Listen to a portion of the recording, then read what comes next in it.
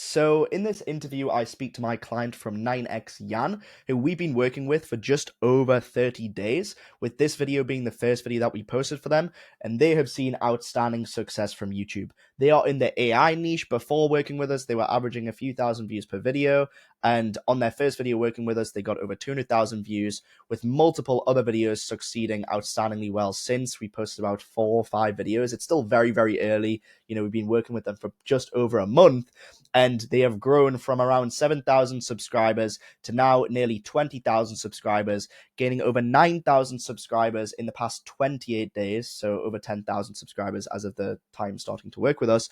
And you can see the other stats here, but also we talk about the results on the back end of this and how they got over 2,000 leads from this one single video and counting, and how that is also translated into real business results on the back end. So it's a super good interview. I think there's lots to learn, and if you are somebody who is considering working with us, I think this will be very informative in helping you make the right decision. So without further ado, let's dive into the interview. Hey Jan, thanks for jumping on. So can you just start with giving us a bit of a rundown on what you do and who you are? Yeah, hi, my name's Jan. I'm one of the co-founders of 9X. And at 9X, basically, we teach business people how to leverage AI and automation at work to automate boring tasks, to have more time for exciting strategical topics. But yeah, we really focus on teaching business professionals how they can use the current state of technology so they don't have to be as dependent on engineers or developers, because now technology is more accessible than ever before to business people. Cool. Yeah, super cool. So can you give me a bit of like a background on, how you got into this, how long you've been in this, all of that side of things? Yeah. So, and here, do you mean in terms of how, like the business or on YouTube? The business, yeah. So myself and my 2 co-founders, Alex and Piv, the 3 of us, we all come from the same background. We're all business people first, and we worked in different, we're based in Berlin, in Germany, and there's quite a big startup scene here in Berlin, and that's where we worked for the better part of 10 years in different roles. My background's more in marketing, so I was fortunate enough to lead marketing teams at several startups. But we all had the same discovery in our journey, basically discovering no-code tools that allowed us to build automations, create our own databases, do our own website tracking, all these sort of things of leveraging modern tools to be able to basically do things that previously we'd have to knock on the engineering department for. And when you're working in a startup, resources are scarce. The product team and engineering team are 100% focused on building the product. And when a marketer comes knocking on the door saying, hey, we have this amazing idea for the campaign, but we have to change our whole site, they say, okay, come back in 6 months when we have all these other things done. And so you need to realize, get your hands dirty a little bit. And what we discovered is there's a certain amount of technical understanding that a business person needs to know so they can, what we call, get dangerous and be able to do a lot of things themselves. And that's really what we wanted to do in creating 9X, is how can we bring that to more and more companies, and to specifically more and more business professionals, how we can teach that. So we actually started off as an automation no-code agency. And then as obviously ChatGPT took the world by storm in 2023, we sort of just saw large language models, ChatGPT, other tools like that as just a new cog in our no-code tool stack. So previously only engineers could work with large language models, and now every person with a computer and a phone can interact with a large language model and get a lot of value out of it. And so for the last year, after being in sort of automation no-code agency for the first 2 years, we made the decision to fully focus on the education side, because that's also where our passion lies. And now we're working with anywhere from startups all the way to quite large scale-ups, showing how their team can use this at work.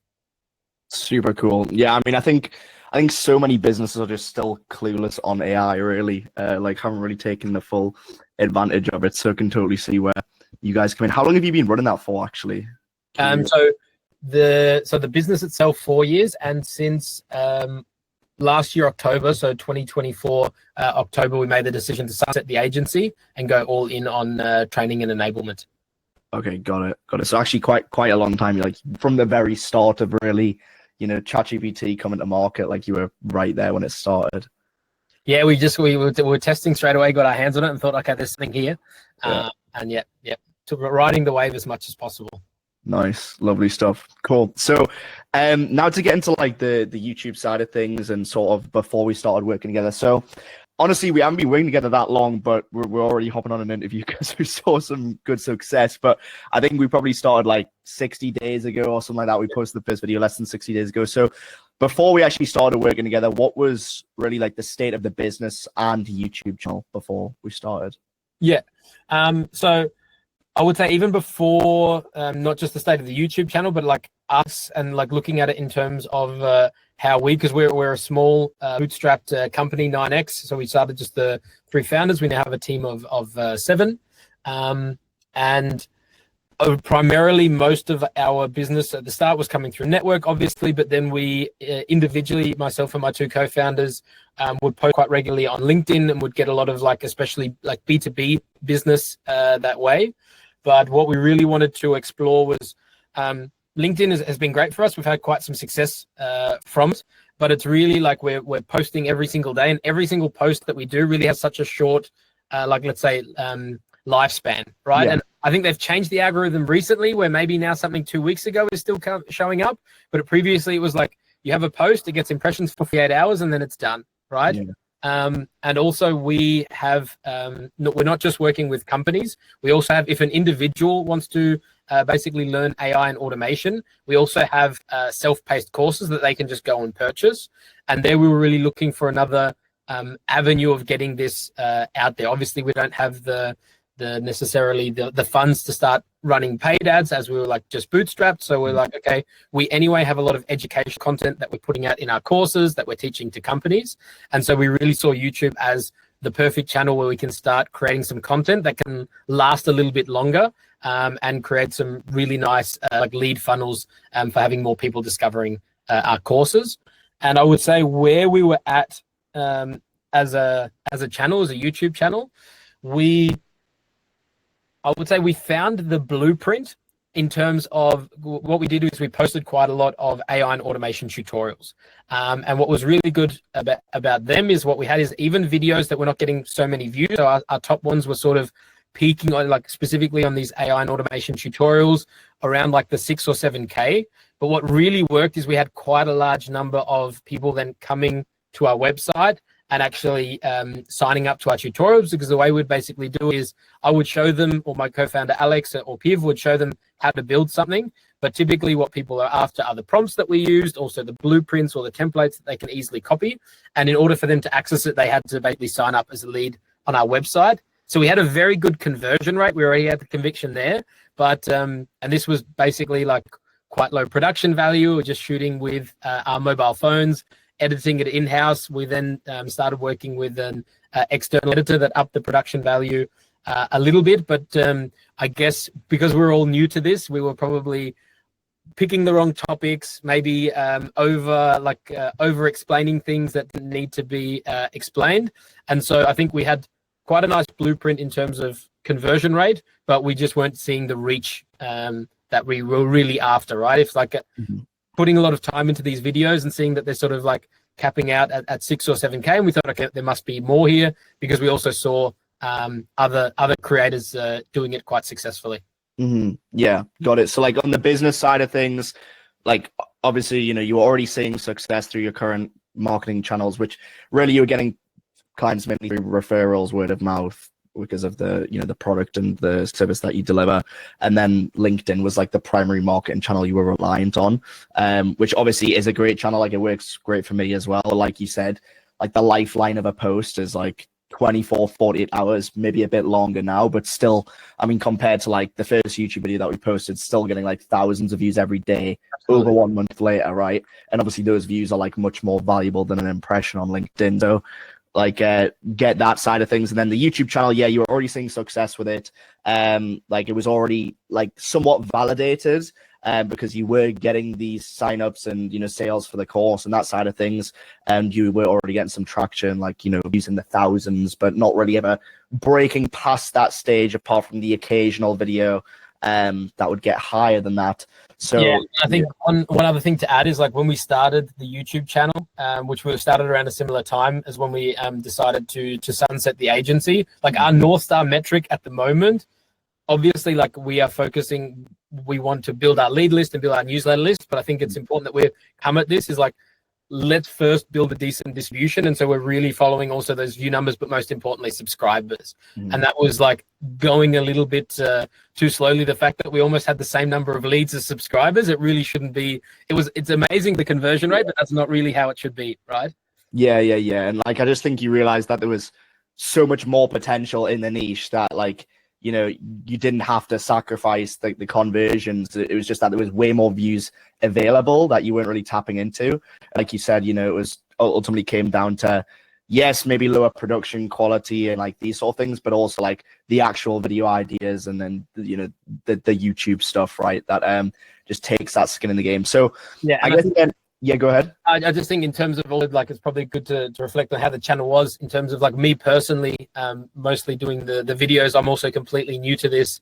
Yeah. And obviously as a founder of a business, you don't have that much time. Yeah. And the amount of time I was putting into, like, for me, what I'm very comfortable with is building an automation, telling people about it. What I'm not comfortable with is writing a YouTube script or like cutting down a YouTube script. How should it start? So I ended up like, if 80% of the video was me on the tutorial, but I was almost spending 80% of my time on then how do I even start this intro? I've started talking and I'm 5 minutes into an intro and I haven't even got to the tutorial yet. And so also like just realizing, okay, I need a bit of help with this. Yeah. That's the other thing, which, like, especially when it's already working as a channel and like you really want to scale it, it's like you need an actual serious YouTube system behind you. Otherwise, it's like, if a fire happens in a week, then you're not getting a YouTube video out. So and that can really affect the lead flow. So yeah, that's something really important too. So I guess then in that case, we probably covered this a little bit, but just to go through, like, what are really the 3 biggest challenges that you think like you were facing across the business and the YouTube channel, you know, before working with us at that time? Yeah, I would say number 1 was like, what video do we put out next? Picking the right idea. Yeah. We work with many companies. We create many demos, many tutorials. Also in this space of AI and automation, like when we teach, we realize, okay, you need to meet people where they are. And so that it's about like, what tools are they? There's so many variables, right? It's like, are you using ChatGPT, Gemini, or Claude? That's immediately like every video times 3. It's the same as then you have like marketing use cases, sales use cases, finance use cases. A lot of them are quite similar, but if a finance person won't connect with a marketing use case. And so we had like almost an abundance of things that we could record, but then getting stuck a little bit in the weeds of, okay, how do we actually get these into production? So I think having, that was my main, like, our biggest challenge is, what is the next video that we record that we have conviction in that it could perform well? And then definitely the second biggest challenge, and I would almost put it on par with it, is getting into a good cadence. And that is mainly blocked by, I would say, the script writing, and actually script writing, thumbnails, packaging. That's not something that we're an expert at. We're an expert in AI and automation, but not YouTube scripts, thumbnails, and that sort of thing. And so that was really a blocker. And then also, obviously, as I mentioned, is maybe even if we had a video that was potentially in the right idea, the third thing is probably that we were just like missing the mark on the execution side. That would have a video capped at 8K instead of when we saw others in a similar vein getting the 50, 60, 100. Now we're seeing it's 200K videos. Yeah. So in that order, like picking the right topic, actually executing it in a good cadence, and then finally also executing the video that it gives it the biggest potential to succeed. Yeah, like some of the videos that you might have been making for the third point, like, you know, it actually might have been a good idea, general idea at its core, but it just wasn't packaged correctly, right? Through title, thumbnail, but then also maybe the structure. And like just that alone, like pulling that lever can 10x what the video could have had. It is ridiculous. And these 3 things really are the reason why most businesses like don't get stuck on YouTube, or they don't see success at all. Some of them, it all comes down to like the core idea, the content, the value they have to offer is great, but they just, you know, can't package it. They don't know how to package it well. Cool. So then I suppose, like, when we stepped in, how do you feel we went about solving these? Like, what did we do on our side to help you solve these problems and kind of get unstuck from that situation that you were in before? Yeah, so I think the biggest thing is obviously on the what are the next videos to create, and I think what was quite good is you you took a lot of the decisions away, right? It's like, these are the videos that we're making next, obviously with listening to our input and where we think things can go, and understanding like what are our goals for our business in this. But obviously having someone that can, you guys are living and breathing YouTube on the platform daily, which me as a founder, I just can't be.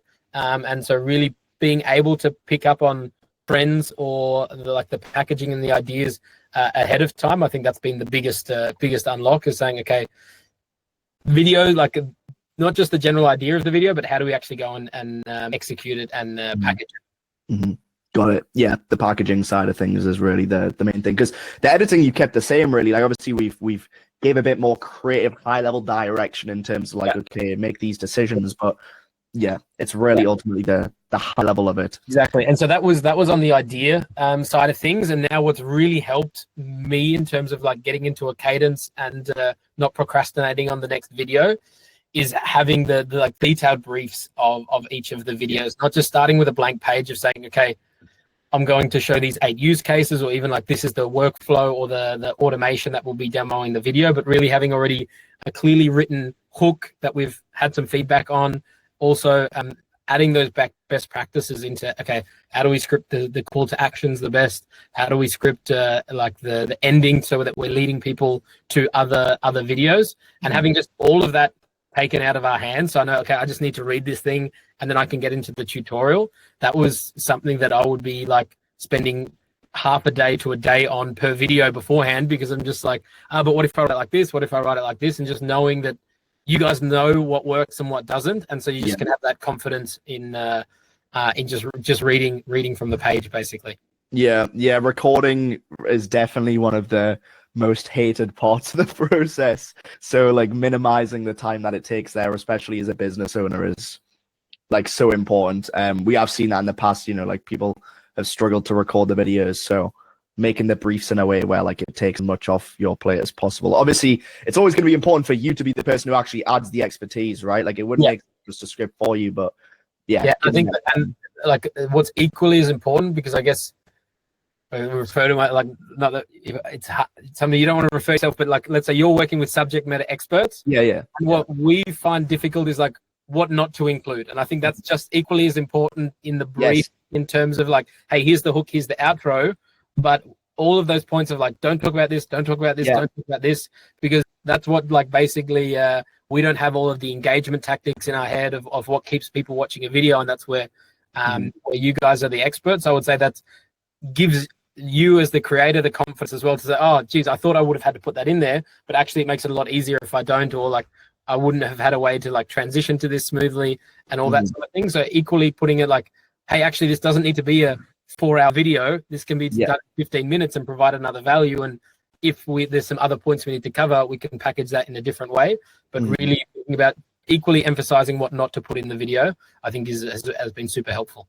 Yeah, that's valuable information, honestly, because that was my thesis when like trying to figure out the way that we should write our outlines, because, you know, I've seen like other YouTube agencies or even script writers outlines, and it is just like intro, bullet points of like what to talk about, and then outro. But like the problem is like that bullet point of what to talk about, that entire body part's useless, because, you know, a lot of the you'll look at that bullet points and be like, hang on, I don't want to talk about these things because they're not the subject matter experts. And so then that just blocks you even more, because you're like, should I talk about these things? But I shouldn't.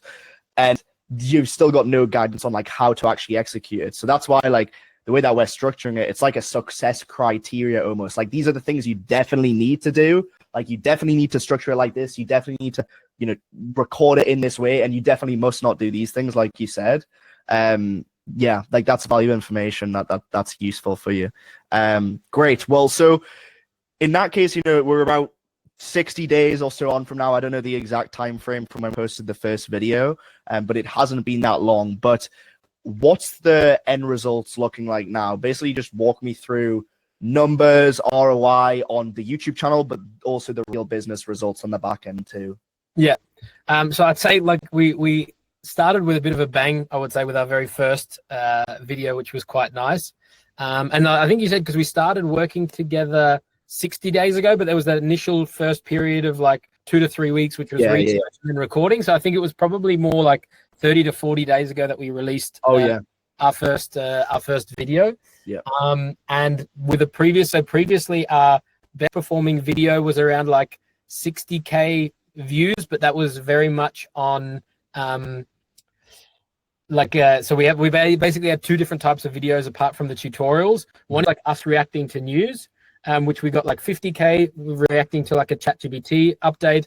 And then we had some SEO videos, which was like how to get your ChatGPT API key, which is like 60K views, but it doesn't bring any leads because people just like want the information. They get it. Like we got a few subs from it, but not really. But like what's nice now is when someone searches how to get your ChatGPT API key, like we're showing up. So it's still bringing value. But what we hadn't cracked was like a tutorial video that we know are going to bring leads to the website that will actually perform at this level. And so we had our first video, and the big thing was, I don't know like how much details we want to get into here, but just packaging it as like 8 use cases in one video, where previously we'd probably do that as like 8 different videos, 8 different tutorials, and link to each one.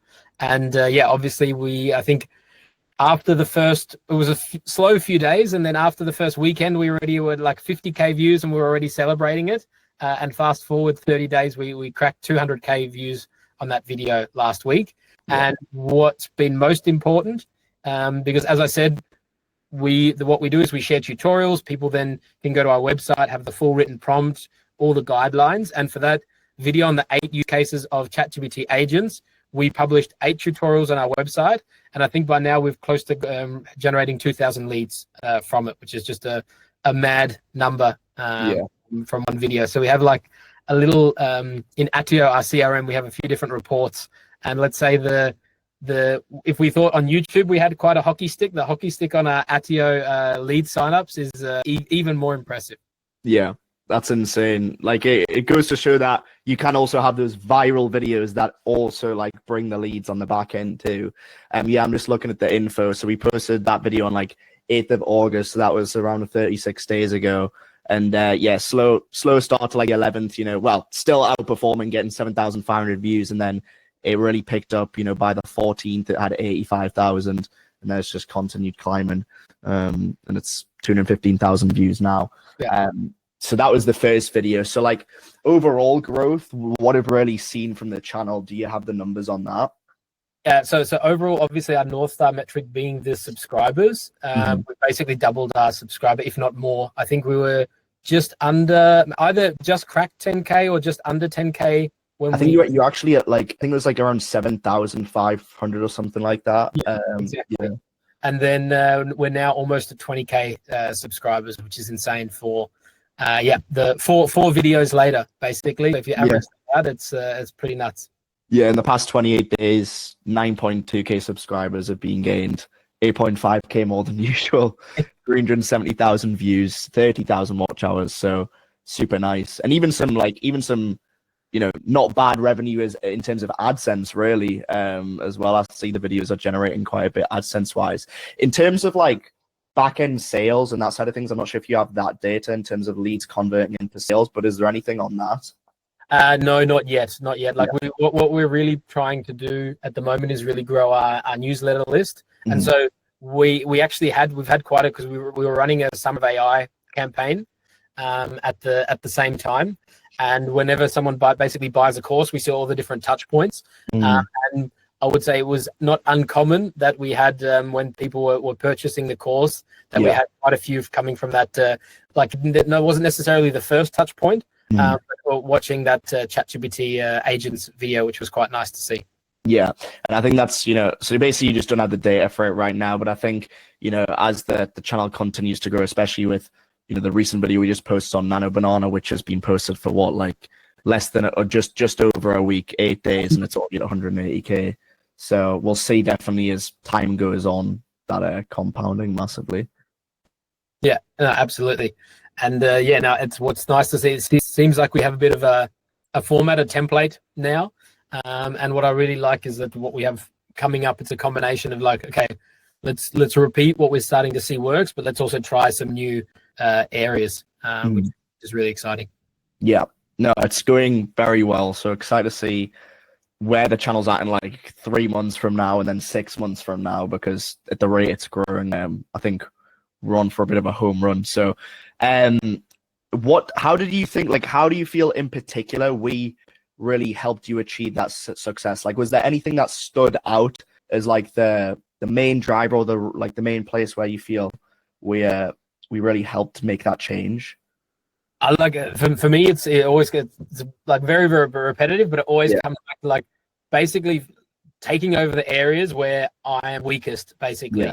Like, it's really around like and also the thumbnails, right? Because if you imagine when I was doing this by myself, I'm not like a Photoshop expert. We were working with a designer in our team, but we're not YouTube thumbnail experts. And so, but then you know how important it is, the title and the thumbnail. So you put a lot of time in, but then you end up putting a lot of time in and you still haven't done a good job, right? Yeah.